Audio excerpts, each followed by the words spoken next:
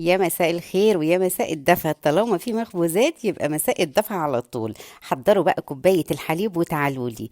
بس يا ريت بقى قبل ما نبدأ نعمل لايك وشير وسبسكرايب للقناة. زي ما انتوا شايفين بقى هنعمل النهاردة الفايش السريع بتاع الأفران. طبعا زي ما احنا عارفين بقى سعره ايه في الأفران دلوقتي. تعالي بقى نعمله دلوقتي بمقادير بسيطة جدا وهتطلع معانا كمية كبيرة قوي. معايا هنا بقى كوباية من المية الدافية، هنزل عليها بأربع معالق من السكر، واتنين معلقة كبيرة من الخميرة الممسوحة، او تقدري تحطي الكيس اللي هو بيجي دوت بيبقى حوالي 15 جرام.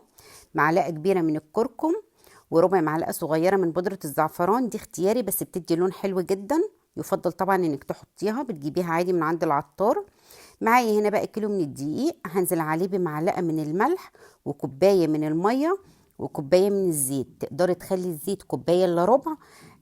بس انا بصراحة كوباية طلع معايا هش وتحفة، فيفضل انك تعمليه بكوبايه. نزلت هنا بقى بالخلطه اللي احنا عملناها دي على الدقيق. هبدا بقى اعجنه بالشكل ده، تقدري تعجنيه على ايدك مفيش مشكله خالص. هنا بقى العجينه بدات تلم معايا زي ما انتوا شايفين كده. هبدا بقى اختبرها في الوقت ده. بصوا انا لقيتها هنا هي عجينه قاسيه شويه، هي لمت معايا عادي خالص بس قاسيه شويه، انا مش عايزاها كده. قلنا قبل كده ده بيختلف من نوعيه دقيق للتاني. هبدا انزل هنا بقى عليها بثلاث معالق من الميه. هبدأ طبعا ازود المية بالتدريج علشان بس ما بوظش العجينة. هي ما اخدتش معايا اكتر من الثلاث معالق. بدأت هنا تلم معايا كده. هنا كده العجينة خلاص بقت جاهزة معايا. هو ده اللي انا عايزاه، عجينة طرية وفي نفس الوقت برضو متماسكة. هنا كده خلاص بقى هبدأ الفها كرة زي ما انتوا شايفين كده، بصوا طرية ازاي. وهسيبها بقى تخمر. هسيبها بقى في مكان دافي.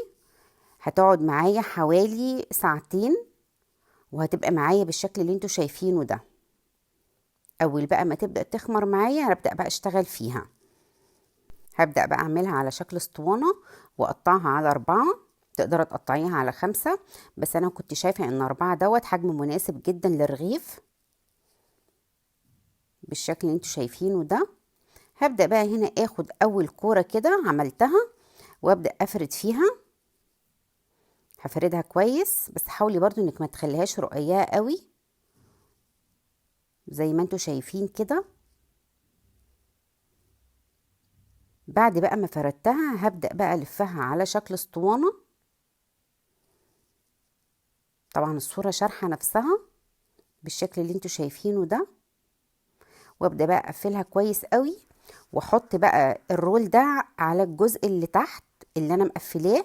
يعني اخليه هو لتحت لما اجي احطه في الصينية. الصينية على فكرة مش دهناها حاجة خالص. هنا كده عملت اتنين. هبدأ اعمل كمان واحدة معاكم. بس هنا بقى هعملها بالراحة عشان تاخدوا بالكم انا بعمل ايه. انا بشد كده العجينة والفها زي ما انتوا شايفين كده. وابدأ برضو اقفلها كويس قوي برضو من تحت ومن الجناب، بحيث ان هي يبقى شكلها مظبوط. هنا كده بقى خلاص كنت خلصت الكمية كلها.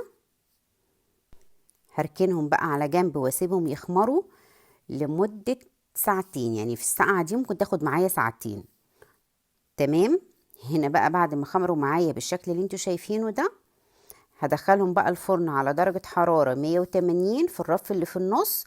اول ما تبدأ تحمر من فوق ومن تحت هخرجها. خرجت معايا كانت بالشكل ده، قعدت حوالي تلت ساعة او نص ساعة لخمسة. ما عدتش اكتر من كده. ده برضو يرجع للفرن بتاعك. في الوقت ده بقى هغطيها واسيبها تبرد تماما، ممنوع التقطيع دلوقتي خالص. هنا كده خلاص كانت بردت معايا وبدأت اقطع فيها. سبتها حوالي 5 ساعات او 6 ساعات، وبعد كده قطعتها. او تقدري تسيبيها لتاني يوم، بس انا بصراحة ما سبتهاش لتاني يوم. انا بعد 5 ساعات كده فضلت اقطع فيها. تقدري بقى تقطعي الحجم اللي انت عايزاه، عايزاه رفيع عايزاه تخين، دي حاجه ترجع لك انت، بس انا بصراحه ما بحبوش تخين قوي. بحبه كده يكون رفيع. هاخده بقى افرده كله على الصاج بتاع الفرن او صينيه، وابدا احمص فيه. احط الصاج بقى في الرف اللي في النص على درجة حرارة 170.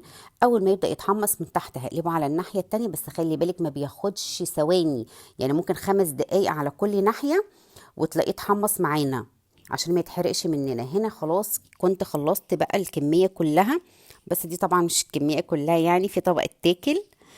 بصوا بقى مش قادرة اقول لكم، كان هش وتحفة وبصوا بيدوب بصراحة، وكان طعمه حلو جدا.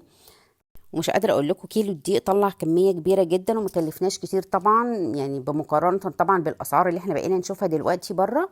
فيا ريت بقى تعملي كل حاجة في بيتك احسن وانضف، وطعمها احلى كتير وتبقى موفرة ليكي. يا ريت بقى لو عجبتكم وصفة النهاردة ما تنسوش تعملوا لايك وشير وسبسكرايب للقناة، وما تنسوش تشتركوا في صفحتي على الفيسبوك باسم ميادة كيتشن، واستنوني في فيديو جديد ووصفة جديدة ان شاء الله.